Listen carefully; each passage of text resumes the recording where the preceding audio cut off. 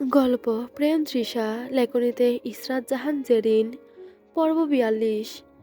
ভোর তখনও পুরোপুরি হয়নি। আকাশের গায়ে ফিকে ধূসর মেঘের উপর প্রথম সূর্যালোকের কমলা ছোঁয়া পড়েছে। দিগন্ত জোড়া সমুদ্র যেন এখনো ঘুমের ভিতর। ঢেউ আসে ফিরে যায় আবার আসে, যেন সে নিঃশ্বাস নিচ্ছে। সবকিছুই কেমন একটা ধোঁয়াটে। হাওয়া, আলো, বালির উপর ছড়ানো ছায়া, এমনকি মানুষের মুখও। তৃষা হালকা নীল শালটা কাঁধে জড়িয়ে বালির উপর বসে আছে। তার চোখের নিচে কালচে ক্লান্তি, তবু আজকে সেটি নরম দেখাচ্ছে। রাতে ঘুমানোর চেষ্টা করেছিল, তবে মাঝরাতে একটা খারাপ স্বপ্ন দেখলো। তারপর আর ঘুম এলো না, নিজেও ঘুমাতে পারল না, প্রেমকেও জাগিয়ে রাখলো। তৃষার সামনে কফির কাপ, ধোঁয়া উঠছে, কুয়াশার সঙ্গে মিশে যাচ্ছে। দূরে, খুব দূরে, সমুদ্রের কিনারায় একাকী দাঁড়িয়ে আছে প্রেম।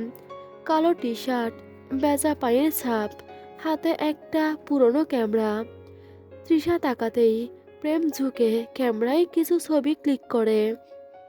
তারপর হঠাৎই ফিরে তাকায়। দৃষ্টিটা সোজা তৃষার চোখে এসে ধাক্কা খায়। তৃষা হাসে না, শুধু ঠোঁটের কোণে খুব সামান্য একটু নড়াচড়া। প্রেমের ঠোঁটেও উঠে আসে একটা অদ্ভুত হাসি। ধীরে ধীরে প্রেম এগিয়ে আসে। বালিতে হাঁটার শব্দটা এত কোমল যে মনে হচ্ছে প্রতিটি পদক্ষেপ সমুদ্রের তরঙ্গকে ছুঁয়ে যাচ্ছে। সে এসে তৃষার পাশে বসে পড়ল। একটু নীরবতা, কেবল ঢেউয়ের শব্দ আর কফির ধোঁয়া কথা বলল নিজেদের মধ্যে। তৃষা ধীরে ধীরে প্রেমকে বলল, এখানে সকালটা অন্যরকম লাগছে। প্রেম তাকালো না, শুধু হালকা স্বরে বলল, কারণ সূর্য এখনো জানে না তুমি জেগে উঠেছ।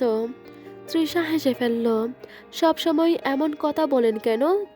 কারণ সাধারণ সকাল তো আর তোমার সঙ্গে মানাই না। তৃষা কিছু বলল না, কফির কাপটা তুলে নিল। দুয়া তার মুখের সামনে নাচছে। প্রেমের চোখ সেই দুয়ার আড়ালে তার মুখে পড়ল। একটা মৃদু হাওয়া এসে তৃষার চুলগুলো উড়িয়ে দিল। এক ঝলকে কফির গন্ধ আর সমুদ্রের নোনতা হাওয়া মিশে যাচ্ছে। সূর্য তখন ধীরে ধীরে উঠে আসছে। আলো পড়ছে তৃষার গাল বেয়ে, চোখে এক মোলায়েম ঝিলিক। প্রেম সেই আলো দেখতে দেখতে বলল, তোমার মুখে সূর্যের আলো পড়তেই মনে হলো আজকের সকালটা তোমার সৌন্দর্য দেখে গান গাইছে। তৃষা হাসল, আপনি আবারও কাব্যিক হয়ে গেলেন? না, কেবল সত্যিটা বললাম। তৃষা তার দিকে গভীরভাবে তাকালো। তার চোখে কিছু কথা জমে আছে, যা বলা হয়নি কখনো। তবুও প্রেম বুঝে যায়, কারণ তার এই নীরবতাই সবচেয়ে জোরালো উচ্চারণ। কয়েক মিনিট এভাবেই কেটে যায়। দুইজন চুপচাপ বসে থাকে, কেউই কিছু বলে না। তৃষা কফির শেষ চুমুক নেয়, তারপর কফিটা বালির উপর রাখলো। বালিতে আঙ্গুল দিয়ে একটা নাম লিখলো, প্রেম। তারপর ঢেউ এসে মুছে দিল সেটা। প্রেম দেখে একটু হেসে বলল, তুমি জানো, নামটা মুছে গেলেও সমুদ্র সেটা ধরে রাখে। একটু থেমে সে যোগ করলো, তুমি কি কখনো ভেবেছ ভালোবাসা হয়তো সূর্যোদয়ের মতো? শুরুটা নিঃশব্দ, আলোর আগমনের আগে একরাশ কুয়াশা, তারপর আস্তে আস্তে সবকিছু দৃশ্যমান হয়ে ওঠে। তৃষা চুপ থাকে কিছুক্ষণ, তারপর বলল, হয়তো তাই, হয়তো সেই কুয়াশার ভেতরেই লুকিয়ে থাকে ভালোবাসার রূপ। তৃষা তাকিয়ে আছে দিগন্তের দিকে।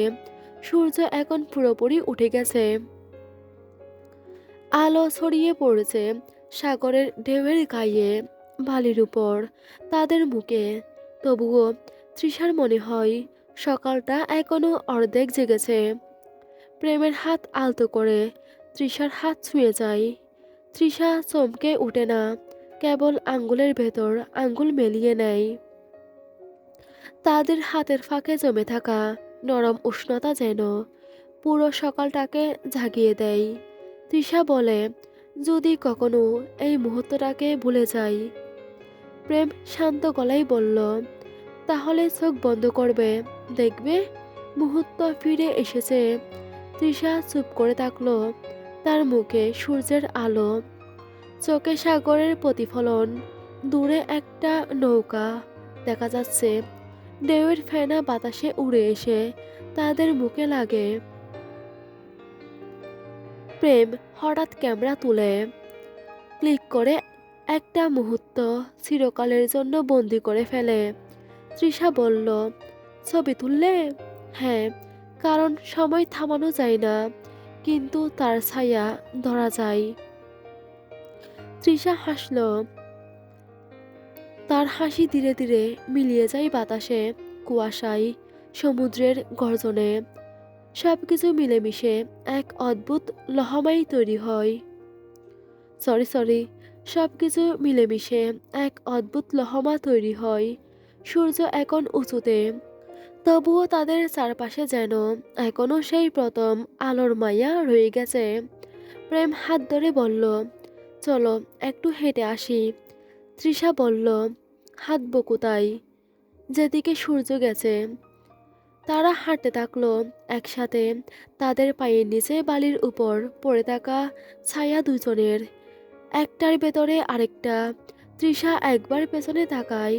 ওখানে বালির উপর এখনো হালকা করে লেখা আছে তার নামের কিছু ভাঙা অক্ষর।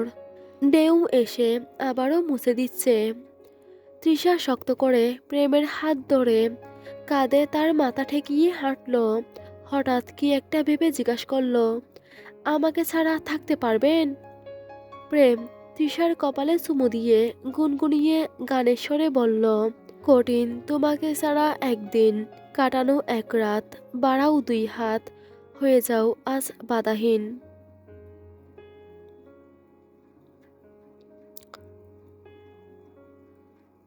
সকাল শেষ হয়ে দুপুর গড়িয়ে এসেছে।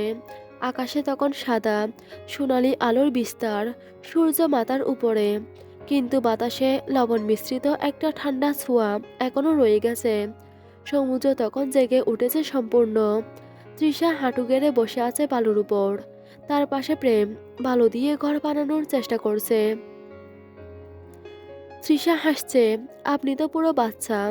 প্রেম চোখ না তুলে বলল, না, আমি তোমার ভবিষ্যতের বাচ্চার বাবা। তৃষা হেসে ফেলল। তার হাতের মুঠোয় ভেজা বালু সে তার প্রেমের মাথায় ছুঁড়ে দিল। প্রেম অবাক হয়ে চুল থেকে বালু ঝাড়তে ঝাড়তে বলল, ও, যুদ্ধ চাও বুঝি? হ্যাঁ, এখন যুদ্ধ।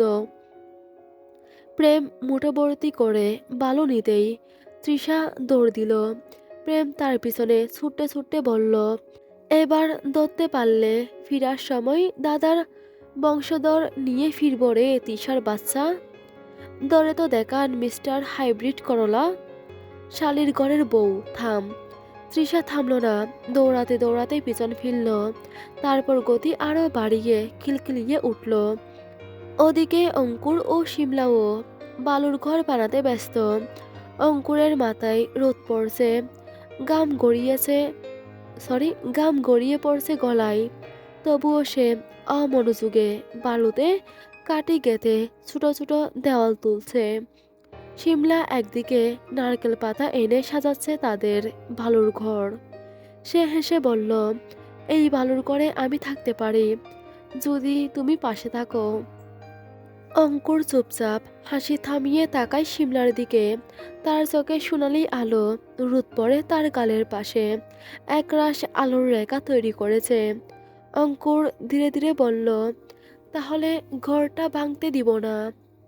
শিমলা বলল, ঢেউ তো তবুও আসবে, আসুক, আমি আবার বানাবো। তাদের কথা শুনে দূর থেকে প্রেম মুখ বাঁকিয়ে বলল, শালা, ঘর বানানো বাদ দিয়ে তোর ভাবিকে বোঝা, বংশের বাত্তি শালির জন্য জ্বালাতে পারছি না, বারবার সুইচ অফ করে দিচ্ছে। শালির ঘরের বউয়ের জন্য উপরে বসে বসে বাচ্চাগুলো আমায় অভিশাপ দিচ্ছে। প্রেমের কথা শুনে সবাই হেসে ওঠে। হাসির মধ্যে ঢেউ এসে ঘরটার এক পাশ ভেঙে দিল। তা দেখে শিমলা বলল, দেখলে? অঙ্কুর শান্তভাবে বলল, ঘর ভাঙলেও হাতটা তো এখনই ঠিকঠাকই আছে। আবার বানাবো, সমস্যা নেই। শিমলা মৃদু হেসে মাথা নিচু করে বলল, তুমি ঘর বানাও, ঘরবর্তী তোমার বাচ্চা মানুষ করার দায়িত্ব আমার। সেই কথা শুনে দূরে দাঁড়িয়ে থাকা তৃষাকে প্রেম মুখ বাঁকিয়ে বলল, শিমলার পা ধোয়া লিকুইড খেয়ে কিছু শিখ, শালির বউ। তৃষা মুখ বাঁকিয়ে পুনরায় একটা দৌড় দিল। অব্র আর আয়শা একটু দূরেই দাঁড়িয়ে, দুজনেই পানিতে, একেবারেই অল্প পানিতে হাঁটছে তারা মৃদু কিনারার সেই জলে। বাতাসে আয়শার চুল উড়ছে, সমুদ্রের ফেনা তার হাঁটুর কাছে লেগে আছে। অব্র হাত ছুঁয়ে দেয়, বলে, ভয় লাগছে না? সমুদ্রে ভয় নেই, কিন্তু তোমার চুপ থাকা ভয় পাই। অব্র কিছু বলল না, দূরে তাকিয়ে আছে ঢেউয়ের দিকে, যেখানে সূর্যের আলো ভেঙে ঝিকমিক করছে। তারপর দৃঢ় স্বরে বলল, চুপ থাকলে যদি তোমার চোখে আমার কথা শোনা যায়, তাহলে আর কিছু বলার কি দরকার? আয়শার হাত চেপে ধরল। গাঙচিল উড়ছে মাথার উপর দিয়ে। আয়শা অব্রের দিকে তাকিয়ে বলল, তোমায় অনেক ভালোবাসি। তাহলে আরো 4টা বিয়ে করতে দাও, প্রমাণ চাই আমার। আয়শা রেগেমেগে একাকার সেই কথা শুনে ক্যাপা কণ্ঠে বলল, সরকারের বাচ্চা, তোর খাবারে থু দিব, লুঙ্গিতে তেলাপোকা ছাড়বো, রাতে বাথরুমে শোয়াবো। এই গরমে মাফ চাইবো, আর ভুলভাল কথা মুখ থেকে বের হবে না। অব্রের কথা শুনে পাশ থেকে ফারাজ বলল, ছোটলোক মানুষের সঙ্গে ছোটলোকই কারবারই হবে। দাঁড়া ভাই, এবার ঝামেলার সঙ্গে তোর একটা সেটিং করিয়েই ছাড়বো। ভাই, পেছনে আমার গুলি মারেন বন্দুক ঢুকিয়ে, তাও এসব বললেন না। ফারাজ মুখ বাঁকিয়ে চিত্রার কাছে চলে গেল। ফারাসের চোখে সানগ্লাস, শরীরে সবুজের জল টলমল করছে। সে খালি গায়ে সমুদ্রের জলে নেমেছে। চারপাশের কত মানুষ ফারাজের শরীরের দিকে তাকিয়ে আছে। চিত্রার রাগ হচ্ছে খুব, বেহাইয়া মেয়ে লোক বিবাহিত পুরুষের দিকে নজর দেয়। মন তো চাই জলে চুবিয়ে মারতে সবগুলোকে। এই হয়েছে, অনেক ভিজেছেন, উঠে পড়ুন এবার। আরে আগুন সুন্দরী, এখনো আমার সুরক্ষা বস্ত্রও ভিজেনি, আর তুমি বলছো উঠে আসতে? আর ভেজানোর দরকার নেই, উঠুন। মেয়ে মানুষ আপনাকে ন্যাংটা দেখে জ্বালা মিটাচ্ছে, হাঁ করে তাকিয়ে আছে। এসব দেখতে খুব ভালো লাগছে। কোন শালী নজর দেয়, ওরা কি জানে না দুনিয়ার সব নারীর আব্বা লাগে? আমি খালি আমার বইয়ের স্বামী। বইয়ের তো স্বামীই হবেন, নানা তো হবেন না। আর ঢং না করে এখন উঠে আসুন। ফারাজ উঠে এসে চিত্রার সামনে দাঁড়িয়ে বলল, চলো রুমে যাই, গরম গরম লাগছে। গরম লাগলে কি করি আমি জানো না? ছি, আপনি এত মানুষের সামনে এসব কি বলছেন? ফারাজ অসহায়ের মতো তাকালো চিত্রার দিকে, বলল, গরম লাগলে এসির বাতাস খাই, সেটাই বলেছি। উপস, ওইটা আমিও না। আবুলের নাতনি, যা গিয়ে সমুদ্রের নোনা জল নিয়ে কালামাইনটা পরিষ্কার করে সাদা বানিয়ে আন। হুহ। রাতে সমুদ্রের নিজস্ব বাসা আছে। দিনের চিৎকার থেমে গেলে, যখন ঢেউয়ের গর্জন আর বাতাসের গুঞ্জনই একমাত্র শব্দ হয়ে থাকে, তখন সমুদ্র ধীরে ধীরে নিজের গল্প বলতে শুরু করে। রাতের কক্সবাজার আজ থেমে আছে শুধুই প্রেম তৃষার জন্য। চাঁদের আলো থেমে এসেছে সমুদ্রের জলে। ঢেউয়ের মাথায় রূপলি ফেনা ঝিকিমিকি করছে তাদের চোখের প্রতিচ্ছবির মতো। সমুদ্র তটে সাজানো এক ছোট কাঠের ডেক, তার চারপাশে ফুল, মালা আর সারি সারি মোমবাতির নরম আলো জ্বলজ্বল করছে। বাতাসে মিশে আছে সমুদ্রের নোনাভাব আর সাদা লিলির সুবাস। তৃষা ধীরে ধীরে হেঁটে আসে তার নরম সাদা পোশাকে বাতাস লেগে দোল খাচ্ছে। প্রিমরোজ ফুলের জুয়েলারিতে তাকে দারুণ লাগছে। মনটা যদিও খারাপ, কারণ চিত্রাসহ বাকিরা চলে গেছে। তারাও আর একদিন দুই দিন থেকে চলে যাবে। সুন্দর সময় কত জলদি ফুরিয়ে যায়, তাই না? ঠিক তখনই টেবিলের অপর পাশে দাঁড়িয়ে থাকা প্রেম তার দিকে তাকায়।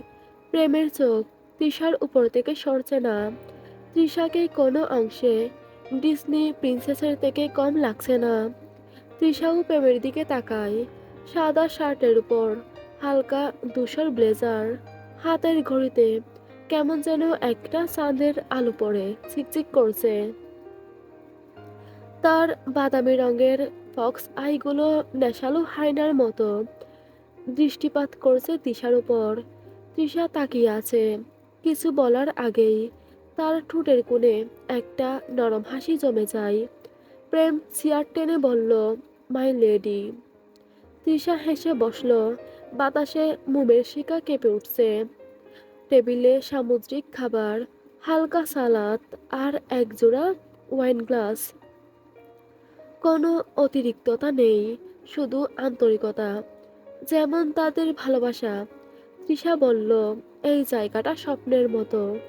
প্রেম মৃদু হাসল। স্বপ্ন না হলে ভালোবাসা কেমন? প্রেম তৃষাকে খাবার সার্ভ করতেই বলল, এখন তুমি পেট ভরে খাবে, তারপর আমার পালা। মানে? কিছু না, খাও। আপনি খাবেন না? খাওয়ার জন্যই তো এত আয়োজন। ঢেউয়ের ছন্দে ডিনার এগিয়ে চলল। পাশেই দুইজন লোক ভায়োলিন বাজাচ্ছে। চারপাশটা সাজানো হয়েছে হলুদ বাতি দিয়ে। কি দারুণ লাগছে। ডিনার শেষে প্রেম উঠে দাঁড়ায়। দূরে বালির উপর রাখা একটা ছোট্ট পিয়ানো, চারপাশে গোলাপের পাপড়ি ছড়ানো, আর পাশে সারি সারি মোমবাতি। সে তৃষার দিকে তাকিয়ে বলল, আজ তোমার জন্য কিছু বাজাবো। তৃষা হালকা অবাক হয়ে বলল, তুমি পিয়ানো বাজাও? প্রেম বলে, এই তো এমনি এমনি শিখা। সে পিয়ানোর সামনে বসলো, আঙ্গুল ছোঁয়ালো পিয়ানোতে। সমুদ্রের গর্জনের মাঝখানে ভেসে উঠল সুর, নরম, ধীর, ভালোবাসায় ভেজা একটা মেলোডি। তৃষা সাদা গাউনটা অত্যাধিক লম্বা হওয়ায় বাতাসে সব কেমন যেন উড়ছে। তৃষা পেছন থেকে প্রেমের কাঁধে তার হাতটা রাখলো। চুপচাপ দাঁড়িয়ে শুনল সেই সুর। তার চোখে মোমের আলো ঝিকিমিকি করছে। মাঝে মাঝে বাতাসে তার চুল উড়ে এসে প্রেমের মুখে ছুঁয়ে যাচ্ছে। সেই সঙ্গে সুরটাও ধীরে ধীরে মিশে যাচ্ছে ঢেউয়ের আওয়াজে। রাত আরো গভীর হয়।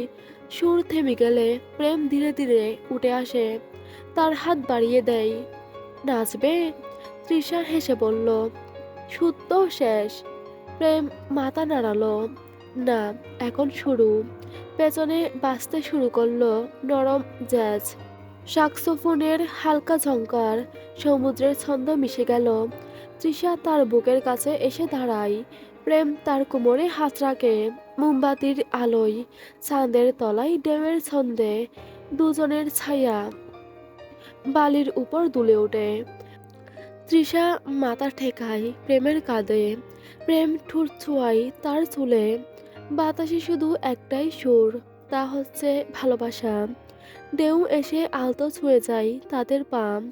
মোমের আলো কেঁপে ওঠে তাদের বুক। পাশে সমুদ্রের গর্জন। বাতাসে তৃষার চুল উড়ে এসে প্রেমের মুখে লাগে। প্রেম মৃদু হেসে বলল, তোমার চুলেও কি সমুদ্রের গন্ধ লেগে আছে, বিটার হাট? তৃষা তাকিয়ে আছে কিছুক্ষণ, তারপর হেসে বলল, গন্ধটা আমার নয়, তোমার তীব্র স্পর্শের। আজ তোমাকে কিছু বলতে ইচ্ছে করছে। বলুন, থামছেন কেন? জানো, এই সমুদ্রটাকে যতবার দেখি মনে হয় ও আমার মতোই, বাইরে শান্ত কিন্তু ভেতরে তুলপাড়। তাহলে আমি কি? তুমি সেই ঢেউ যে আমায় প্রতিদিন ছুঁয়ে যায়, আবার ফুরিয়ে যায়। তৃষা সমুদ্রের দিকে তাকায়। ফুরিয়ে গেলে আর থাকে কেমন করে? স্মৃতি তো থাকবে, আর সেটাই সবচেয়ে ভয়ঙ্কর সুন্দর।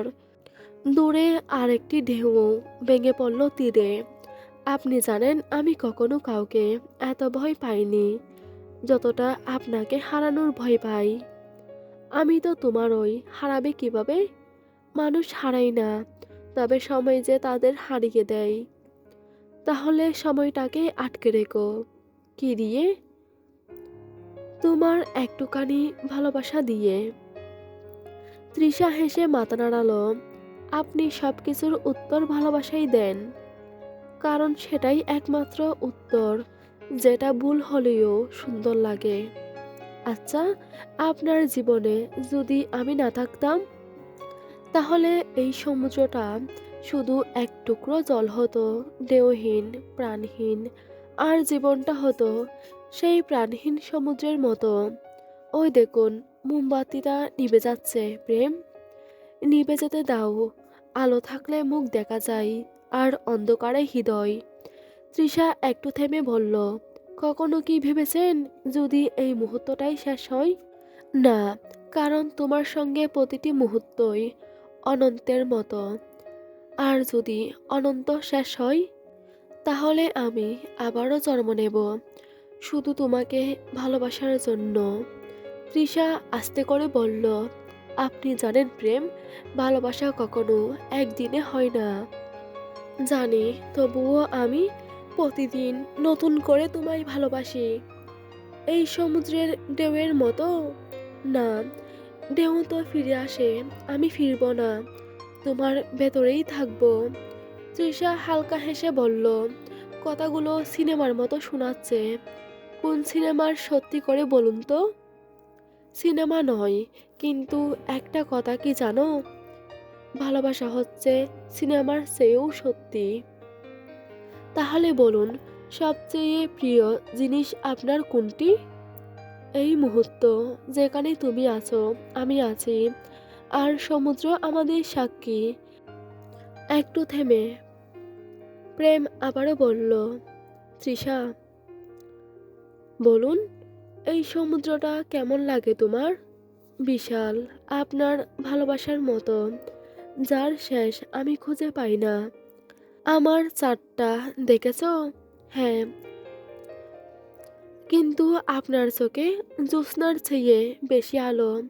আচ্ছা, আপনার আবারও খিদে পেয়েছে? হ্যাঁ, কিন্তু খাবার নয়, তোমার কথার ক্ষুধা। বাতাসটা বেশ ঠান্ডা, আপনার ঠান্ডা লাগছে না?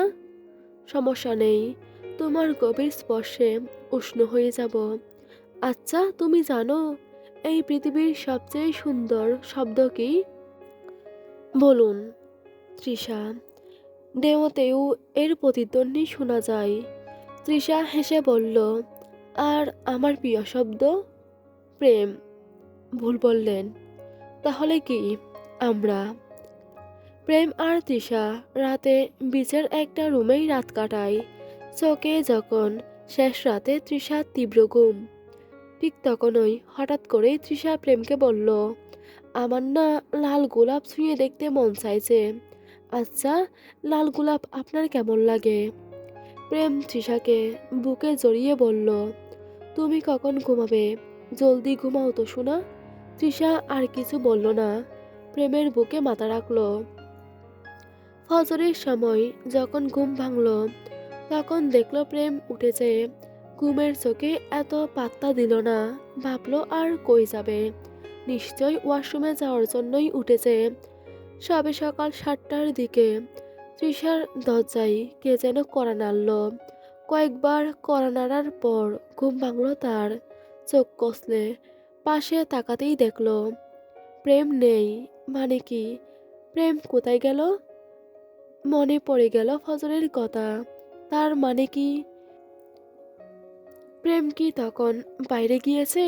কিন্তু এত বুড়ি কেন? সে উঠে দরজা খুলতেই দেখল হোটেল ম্যানেজমেন্ট থেকে একজন লোক এসেছে। সে তৃষাকে বলল, স্যার আপনার জন্য এই লাল গোলাপের বুকে পাঠিয়েছে। লোকটা তৃষাকে একটা কাগজ দিয়ে বলল, স্যার আপনাকে এটাও দিতে বলল।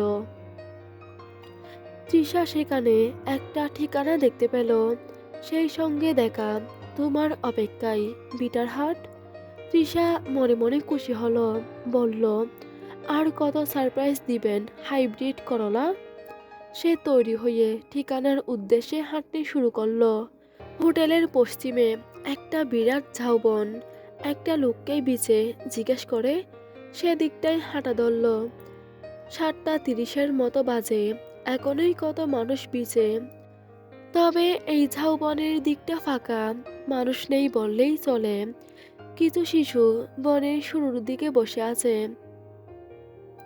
তৃষার দিকে একবার কেমন করে যেন তাকালো। তৃষা পাত্তা না দিয়ে বনের মধ্যে প্রবেশ করলো। প্রেমের চিঠি অনুযায়ী একটা বাড়ি থাকার কথা, খুঁজে পাচ্ছে না সে। অনেকটা হেঁটে ভেতরের দিকে এগিয়ে যেতেই হঠাৎ আদার আরো বেশি ঘনিয়ে আসতে শুরু করলো। শেষে বনের মাঝ বরাবর একটা কাঠের বাড়ি দেখে থমকে গেল। খুশিতে চোখ জ্বলজ্বল করলো।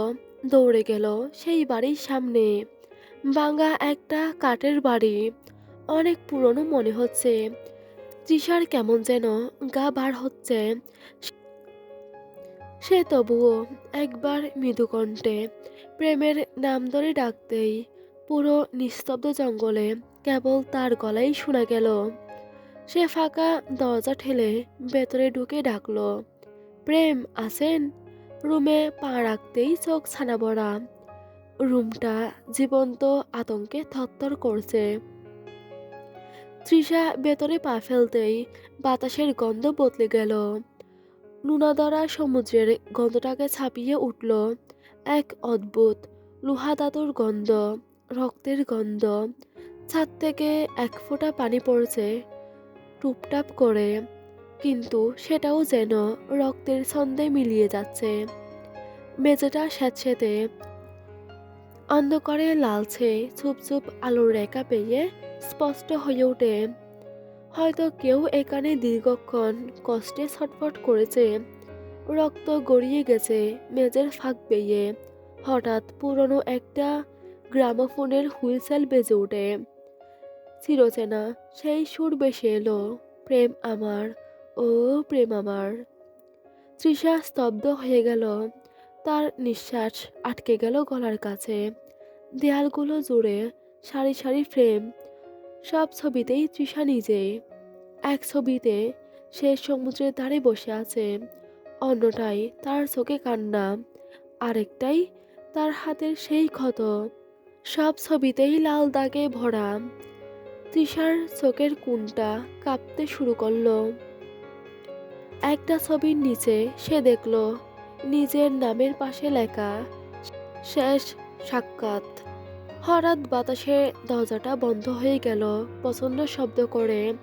বাতাসের সঙ্গে সঙ্গে রুমের আলো নিভে গেল। রক্তমাখা দেয়ালগুলো যেন আরো একটু কাছে এগিয়ে আসছে। তৃষা পিছনে ফিরতেই দেখল দরজার পাশে ঝুলছে একটা কালো হুডি। হঠাৎ অনুভব হলো কেউ পেছন থেকে এগিয়ে আসছে। তৃষা পেছনে ফিরার আগেই পেছন থেকে একজোড়া হাত তাকে জাপটে জড়িয়ে ধরল, বলল, উপস তৃষা, মৃত্যুর কত কাছাকাছি চলে এসেছো। তৃষা পেছনে ফিরতেই দেখল প্রেমকে। তবে প্রেম তৃষাকে কথা বলার সুযোগ না দিয়ে কেবল বলল, জলদি চলো এখান থেকে। তৃষা কোনো কিছুর মানে না বুঝলেও কেবল বুঝতে পারল এখান থেকে জলদি যাওয়াটা অতীব জরুরি। হোটেল রুমে আসতেই তৃষার মনে জেগে উঠল হাজারটা প্রশ্ন। তবে সে জিজ্ঞেস করার আগেই প্রেম তাকে স্থির করে বিছানায় বসিয়ে বলল, তুমি জানতে চাও সকালে আমি কোথায় গিয়েছিলাম, তাই না? হুম। আরে আমি তো জগিংয়ে গিয়েছিলাম। তুমি যখন জঙ্গলের ওইদিকে প্রবেশ করেছিলে তখন ডাকলাম তো, কতবার পেছন থেকে ডাকলাম। শেষে ভাবলাম দেখি তোমার পিছনে গিয়ে কতক্ষণ তুমি টের না পেয়ে থাকতে পারো। শেষে টের পেলেই না। প্রেম আপনি দেখেছেন ওই বাড়িতে রক্ত, আমার ছবি টানানো, প্রেম চলুন ফিরে যাই। আমার সত্যি এখানে ভয় লাগছে। প্রথমে রুম নাম্বার ১০২, এখন এইসব। পুলিশকে জানালে হয় না? যা হচ্ছে তা তো ঠিক হচ্ছে না। আর আমার সঙ্গেই বা কেন? আমি তো বললাম রুম নাম্বার ১০২ এ কিছুই হয়নি। সব ভ্রম। তবে আজকের বিষয়টি নিয়ে আমি দেখছি। দেখা লাগবে না। চলুন আপনি। চলে যাই। এসব সামান্য কারণে চলে যাব? আরো ২ দিন থাকি প্লিজ। তারপর তো ঢাকায় ফিরতেই হবে। তোমার ভার্সিটি আছে। আর আমার সামনে ফাইনাল এক্সাম। আর সময় কোথায় আমাদের হাতে বলো? কিন্তু প্রেম, প্লিজ শোনা, কোনো কথা নয়। তিশা আর কিছু বলল না। শরীর অনেক ক্লান্ত লাগছে তার। একটু ঘুমিয়ে নিলে হয় না? এখন সে সত্যিই ভীষণ ক্লান্ত। এবার বাড়ি ফিরতে চায়।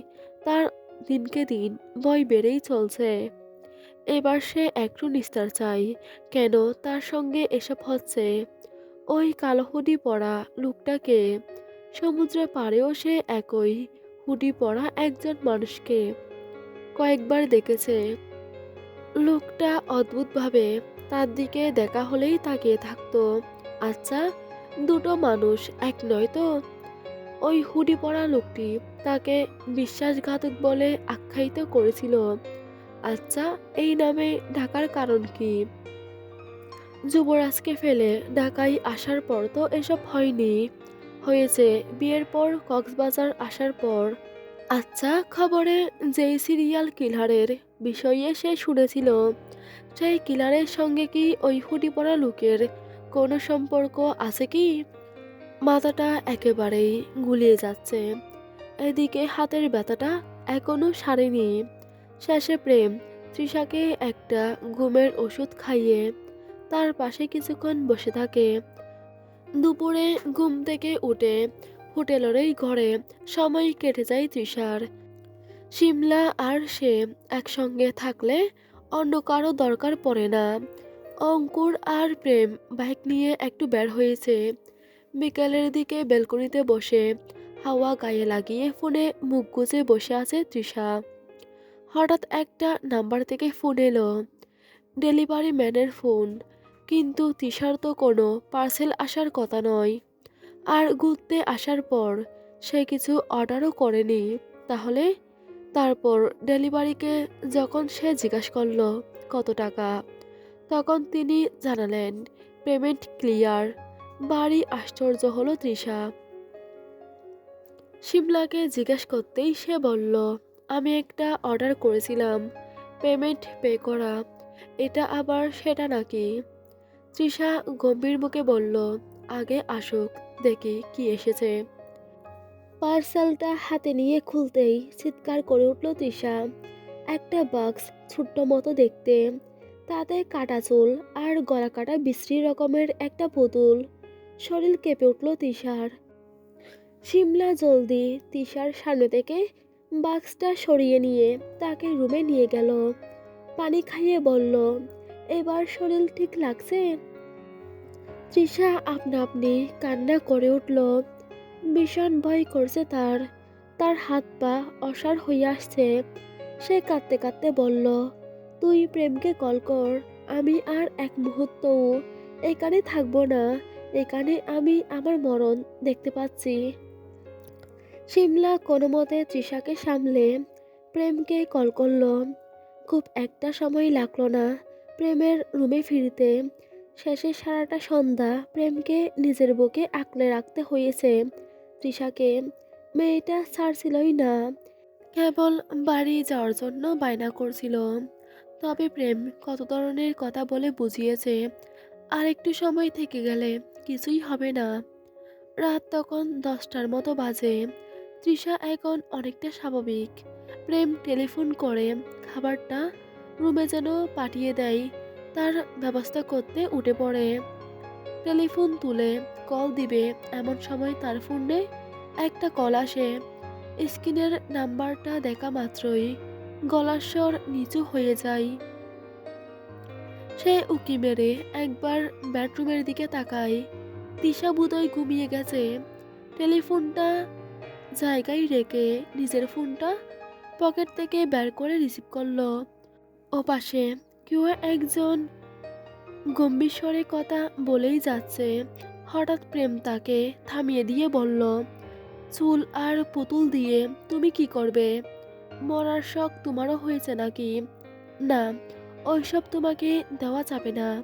তুমি চাইলে কিন্তু আমি এর থেকেও বেটার কোয়ালিটির গুলো তোমার ঠিকানায় পাঠাবো। ফোন রাখলাম, সাবধান। জানোই তো, দেয়ালে একবার ছবি লেগে যে এই রহস্যের গল্পে মৃত্যু নিশ্চিত। বলেই ফোনটা কেটেই পেছনে ফিরতেই দেখলো তৃষা তার দিকে তাকিয়ে আছে। প্রেম কিছুটা অবাক হলো, থতমত খেয়ে বলল, শোনা, তুমি ঘুমাওনি? আমি আরো ভাবলাম তুমি ঘুমিয়ে গেছো। আরে জানো না, অঙ্কুর ফোন করেছিল, তোমার কথাই জিজ্ঞেস করলো। আর ওই যে পার্সেল, ওইটা নিয়ে একটু মজা করছিল আর কি। তৃষা জবাব না দিয়ে বলল, ক্ষুধা পেয়েছে, একটু জলদি খাবার পাঠাতে বলুন। প্রেম মুচকি হেসে বলল, তুমি রুমে যাও, আমি বলে আসছি। রাতে তৃষাকে বুকে জড়িয়ে চোখ বসল প্রেম। তবে তৃষার যে ঘুম আসছে না, আসবে কি করে? প্রেমের কথাগুলো তখন মোটেও স্বাভাবিক লাগেনি। তাছাড়া অন্য সময় হলে প্রেম তৃষার কোনো কথা ফেলে না, আর সেখানে তার সঙ্গে এত বড় বড় বিষয় ঘটে যাচ্ছে। তবুও প্রেম ধরে বেঁধে এখানেই থাকতে চাইছে। রাত বাড়ে, বৃষ্টির শব্দ থেমে যায়। তৃষার চোখ আধ খোলা, আধ বোঝা। সে মনে করে প্রেমের হাত এখনো তার কাঁধে, কিন্তু ধীরে ধীরে অজান্তেই চোখ লেগে যায়। হঠাৎ একটা শব্দে তার ঘুম ভাঙে।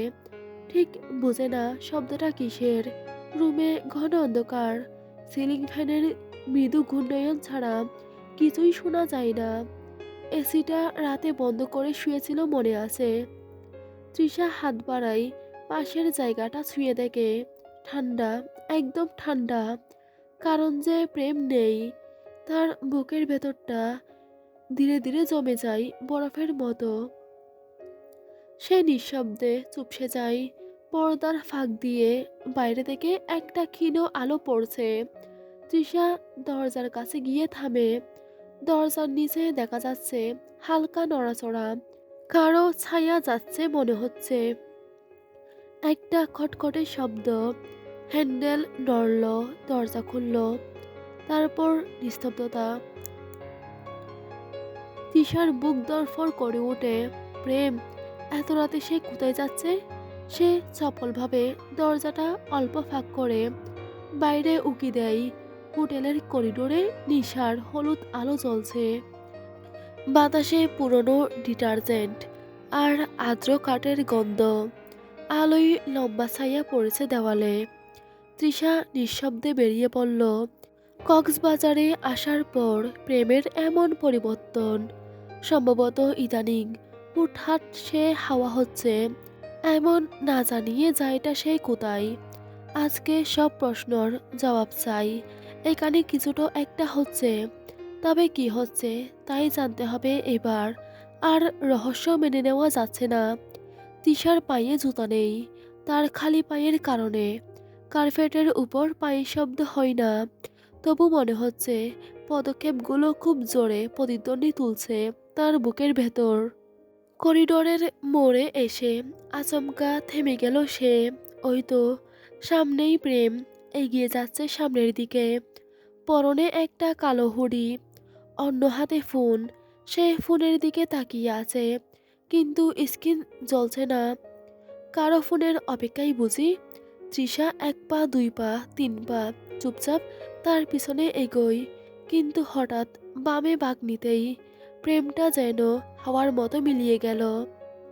তৃষা থেমে দাঁড়ায়। চারপাশে কেবল বাতির ঝিম ধরা আলো, কোনো শব্দ নেই। ঠিক তখনই ঠিক করে একটা শব্দ হলো। একই সঙ্গে সব আলো নিভে গেল। অন্ধকারে তৃষার শ্বাস আটকে যায়। সে পিছনে ফিরতে চায়, কিন্তু কিছু দেখতে পায় না। এমন অন্ধকার যে নিজের হাতও চোখের সামনে অদৃশ্য। তার হৃদস্পন্দন কানে ঠকঠক করে বাজছে। সে ধীরে ধীরে পেঁচাতে শুরু করে। হঠাৎ কেউ একজন জুড়ে পেছন থেকে তার মুখ চেপে ধরে। ঠান্ডা ভেজা শক্ত সেই হাতের স্পর্শ। তৃষা চেঁচাতে পারে না। চোখের সামনে যেন ঘন অন্ধকার নড়ে ওঠে, যেন অন্ধকারেরই একটা অংশ তার গায়ে লেপ্টে গেছে। তার নিঃশ্বাস ছটফট করে বেরিয়ে আসছে নাক দিয়ে। হঠাৎ সেই শীতল হাতের মালিক তার কাঁধের কাছে থুতনি ঠেকালো। ফ্যাসফ্যাসে শব্দে হেসে উঠল, বলল, হ্যালো সুইটহার্ট। তৃষার জ্ঞান ফিরতেই মাথায় ব্যথা অনুভব করলো সে। মনে হচ্ছে দীর্ঘ অন্ধকারের ভেতর থেকে কেউ তাকে টেনে তুলেছে। মাথার ব্যথাটা ভারী লাগছে। কপালের পাশ দিয়ে ঠান্ডা কিছু বয়ে পড়ছে। ঘাম না, রক্ত, বোঝা দায়। চোখ খুলতেই এক ঝলক আধো আলো তার দৃষ্টি ছুঁয়ে যায়। তারপর আবার গাঢ় ছায়ায় ঘূর্ণিতে ডুবে যায় সব কিছু। চারপাশটা নিস্তব্ধ, কিন্তু সেই নিস্তব্ধতার মাঝেই এক বিকট শব্দ ক্রমশ স্পষ্ট হয়ে ওঠে। মাংস কাটার শব্দ, একেবারেই ধীর গতিতে, যন্ত্রণাদায়ক ছন্দে ধাতব ঘর্ষণ চলছে। তারপর আবার এক চাপা চটাং আওয়াজ। তৃষার গায়ে কাঁটা দিয়ে ওঠে। শিরদাঁড়ার ভেতর দিয়ে শীতল স্রোত বইতে থাকে। তৃষা নড়তে চায়, কিন্তু শরীর যে নিজেরই কারাগারে বন্দি। হাত পা শক্ত করে বাঁধা, মুখে মোটা কাপড় গোছা, চোখ ও কোনো কিছু দিয়ে বেঁধে রাখা। সে কেবল অনুভব করতে পারছে পায়ের নিচে ঠান্ডা সিমেন্টের মেঝে, বাতাসের গন্ধে এক অদ্ভুত মিশ্রণ। সবচেয়ে বেশি যেই গন্ধটা নাকে লাগছে তা হচ্ছে রক্তের কটু গন্ধ। তৃষার নিঃশ্বাস ভারী হয়ে আসে। শব্দটা এখন আরো কাছে, চ্যাক চ্যাক করে মাংস কাটার শব্দ। তৃষা চেষ্টা করে মনে করতে শেষে কি ঘটেছিল। সে প্রেমকে খুঁজছিল। হোটেলের করিডোরের মোড়ে আলো নিভে গিয়েছিল। তারপর একটা অন্ধকার, একটা চাপা গন্ধ। আর এখন এই ঘর।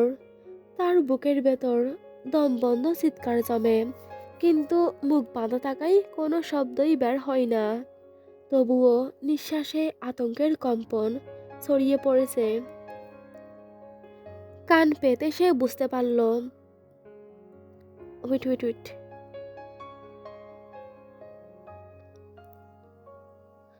কান পেতে সে বুঝতে চেষ্টা করল কতজন মানুষ আছে এই ঘরে।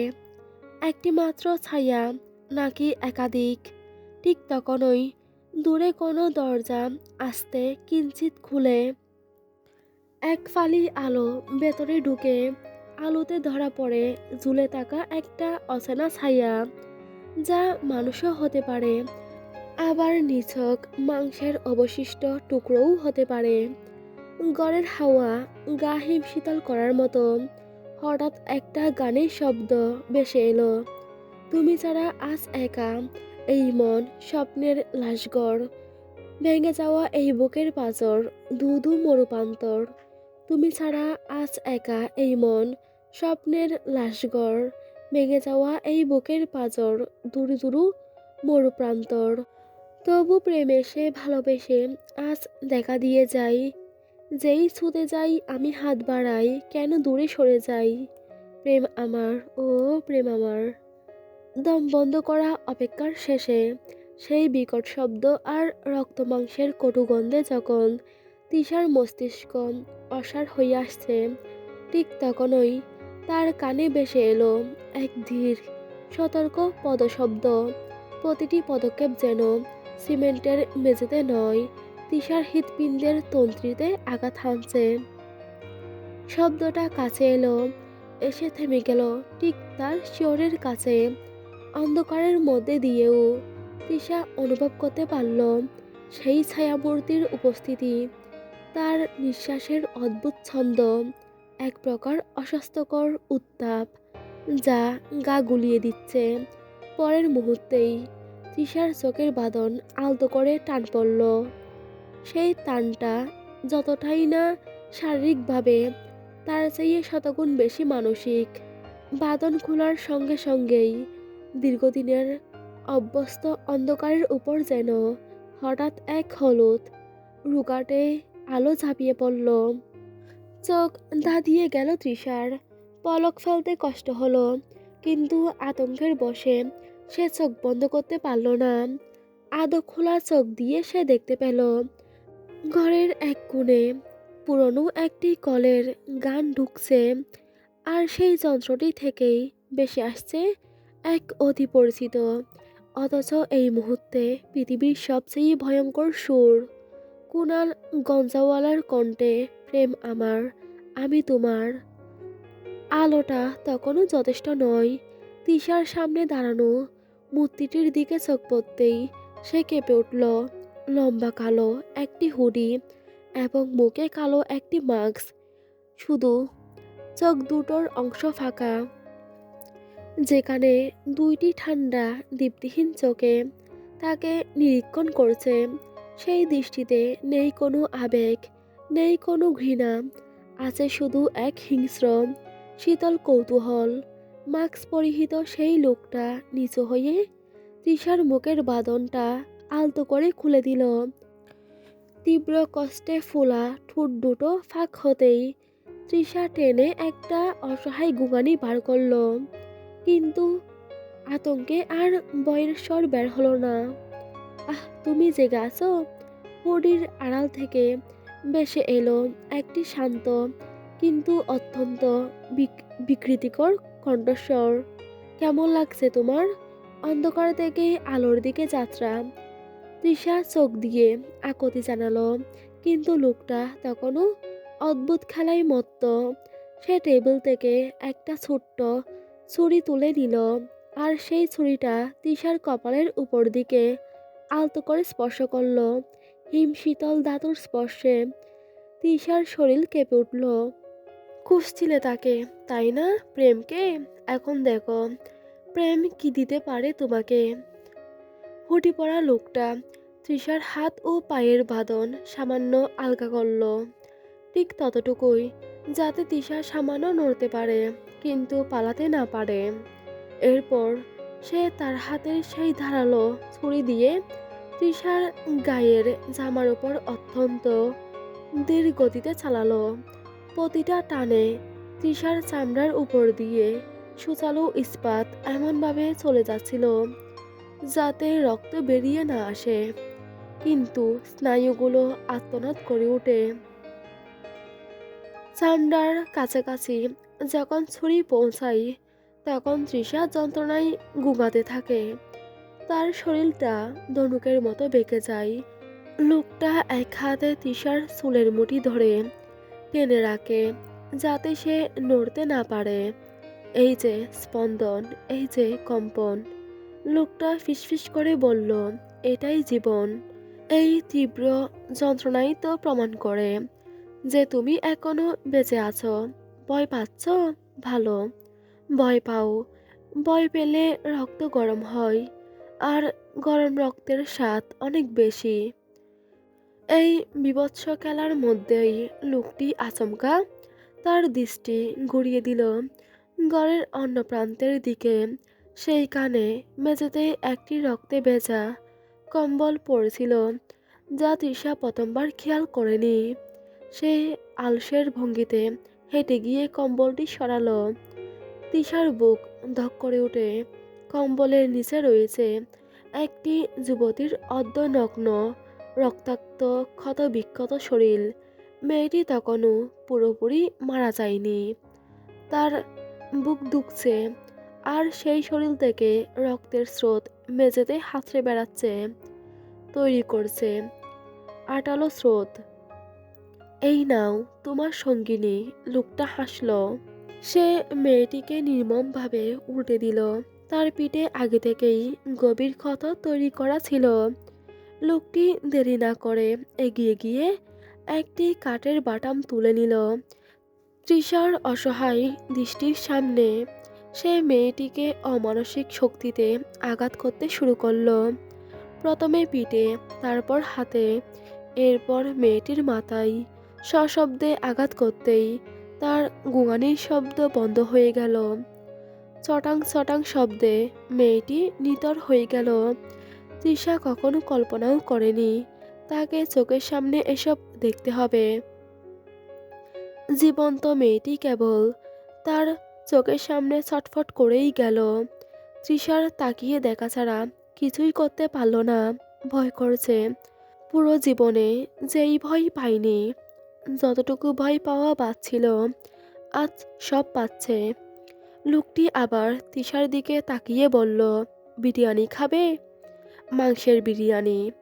আমার প্রাক্তনের না খুব পছন্দ এই মাংসের বিরিয়ানি। আজকে আবার সে আবদার করেছে। কি করে ফেলি বলো? আচ্ছা, তুমি দেখতে থাকো আমি রান্না করি কি করে।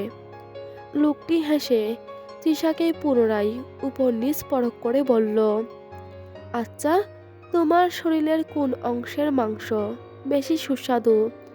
আগে ভাগে ভেবেচিন্তে রাখতে হবে তো, কারণ এরপর তো তোমায় জবাই দিব। প্রেম একদম চুপ। গলার সাউন্ড আমার কান অবধি যেন বলেও না আসে। ভেবে নাও টুকরো হয়ে কুকুরের পাতে যাবে। ওই যে রান্নার হাঁড়ি দেখছো, ওইটা তোমার অপেক্ষায়। তুমি প্রস্তুত তো? কথা শেষে সে পুনরায় মেয়েটির শরীরের উপর ছুরি চালালো। চেঁচা হাতে মেয়েটির নিতর দেহের উপর ঝাঁপিয়ে পড়ল। বন্য হিংস্র উল্লাসে সে মাংস কাটার সেই শব্দ তৈরি করতে শুরু করলো। চাক চাক শব্দ, ইস, দাতব ঘর্ষণ, হাড় ভেঙে মাংস আলাদা হওয়ার সেই বীভৎস আওয়াজটা কি ভয়ানক! রক্ত আর মাংসের টুকরোগুলো চারপাশে ছিটকে পড়ছে।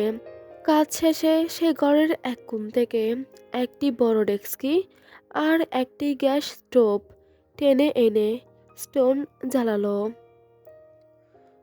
ডেক্সির মধ্যে জল আর মশলা ঢেলে ফুটতে দিল।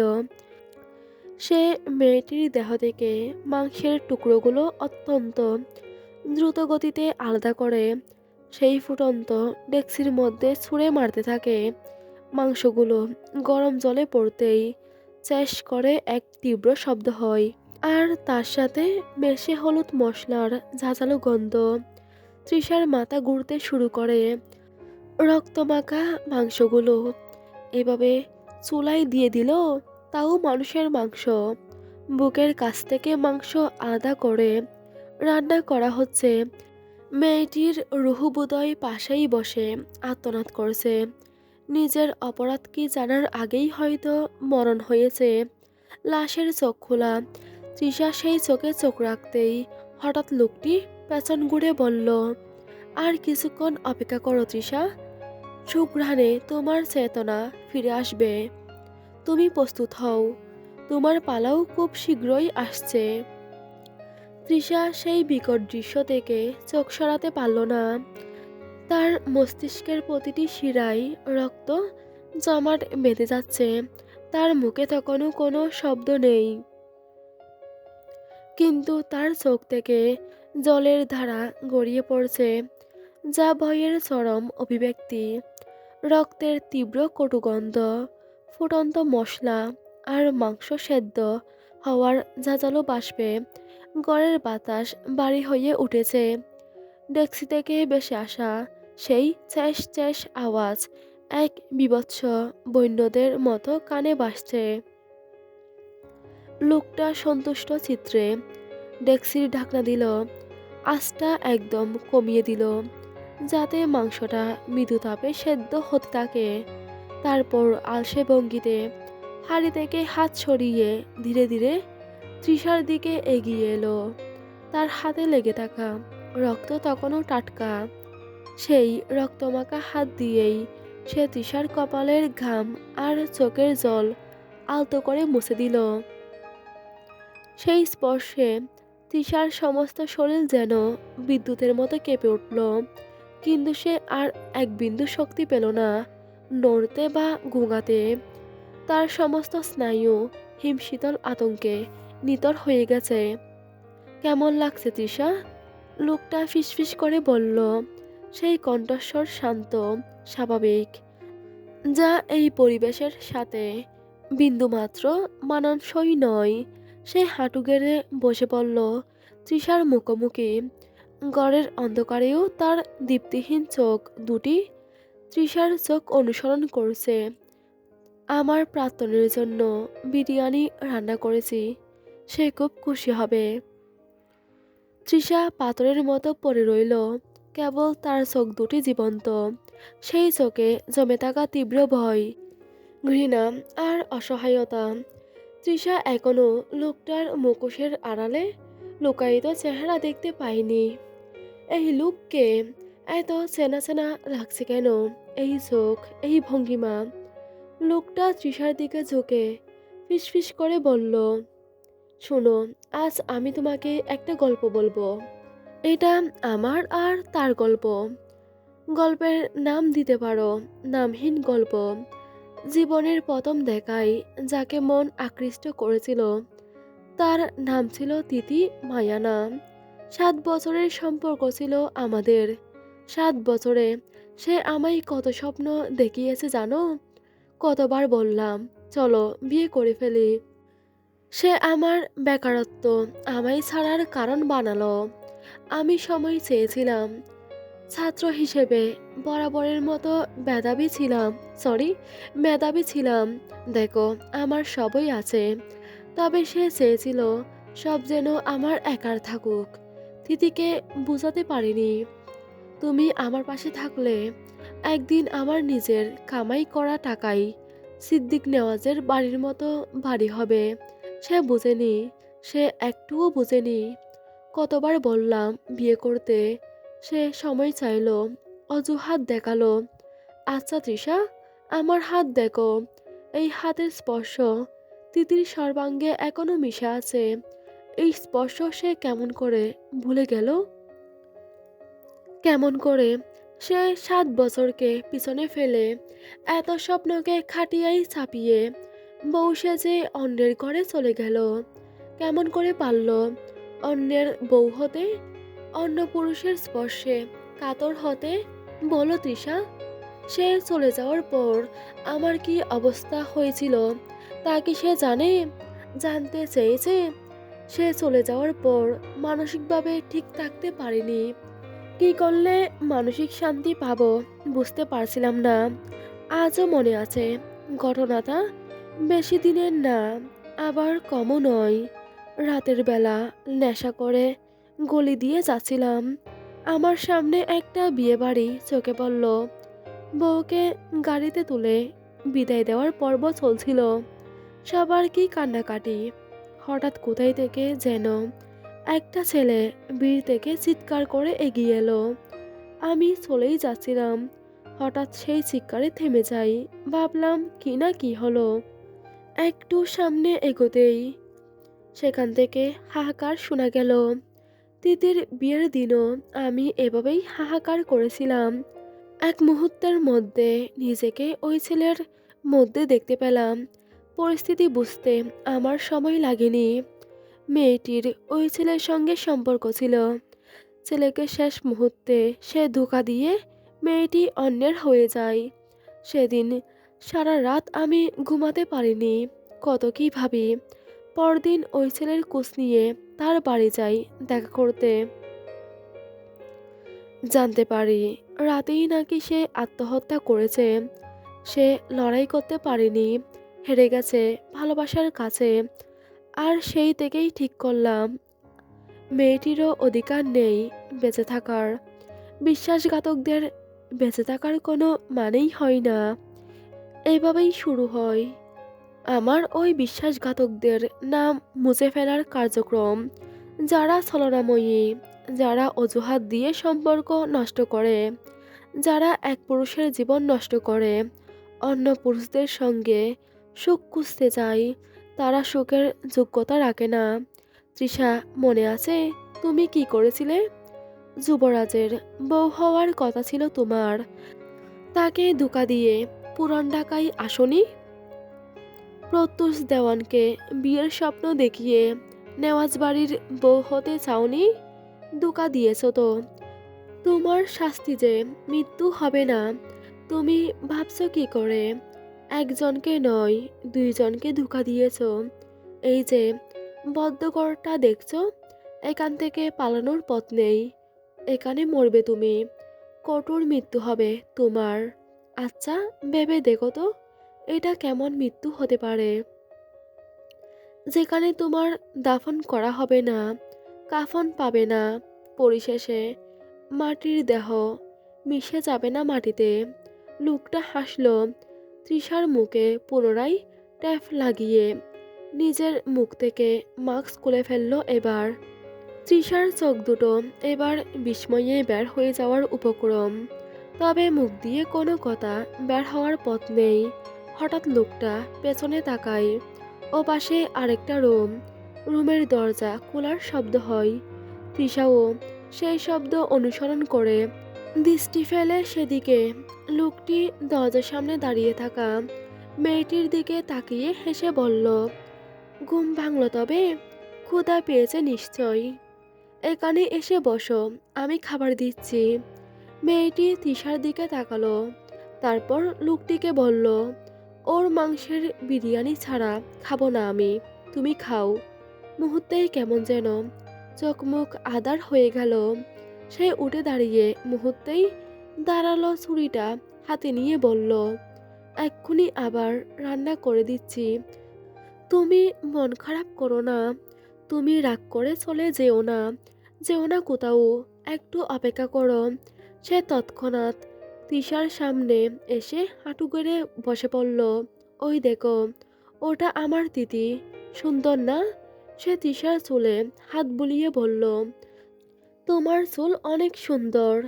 আমার তিথির সঙ্গে আমার প্রথম যেদিন দেখা হয়েছিল, সেদিন আমি তাকে আমার একজোড়া পুতুল উপহার দিই, একটা বর একটা বউ। কিন্তু জানো, তিতির যেদিন বিয়ে হয়ে যাবে তার আগের দিন সে আমায় ওই পুতুল ফেরত দেয়। আমাদের মাঝে অনেক রাগারাগি হয়। এক পর্যায়ে সে পুতুলগুলোকে ছুঁড়ে ফেলে, পেন্সিল কম্পাস দিয়ে মুখ ছিঁড়ে ফেলে, চুল কেটে ফেলে। আমি কতবার বললাম এসব করো না।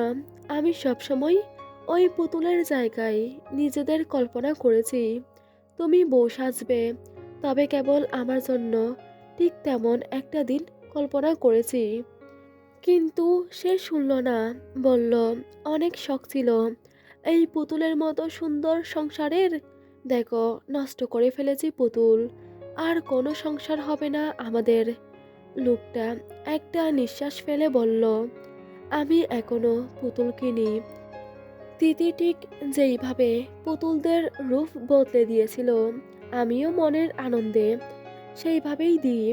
আবার সেই পুতুলকে ছলনাময়ীদের চুল কেটে নতুন রূপ দিই। আচ্ছা, তিতিকে মারেনি কেন? মাথায় অনেক প্রশ্ন আসছে, তাই না? কারণ প্রতারণা তো সেই আগে শুরু করেছে।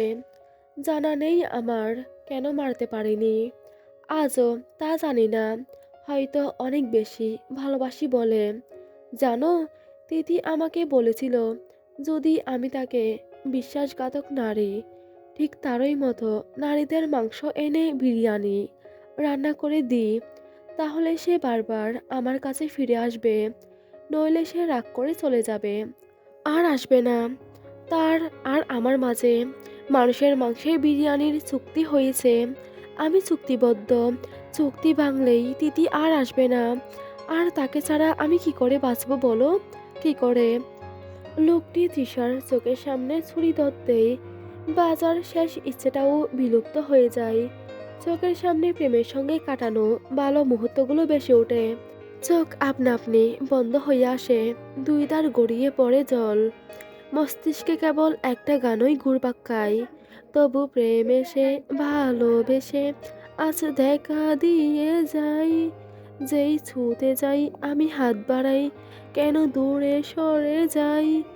প্রেম আমার, ও প্রেম আমার।